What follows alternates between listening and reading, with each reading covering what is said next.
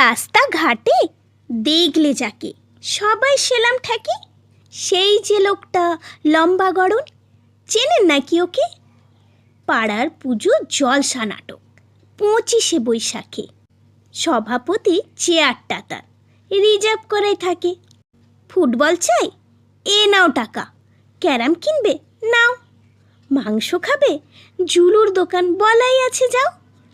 না চাইতেই বাড়িয়ে দেন 500,000 টাকা। হেসে বলেন, জানিস তো সব তোদের জন্যই রাখা। লোকের মুখে শুনেছি তিনি বিখ্যাত কারবারি, সেই সুবাদে শহরে তার 7খানা বাড়ি। বিদ্যে বুদ্ধি লাভ কি শুনে, মারুন পেটে খুশি।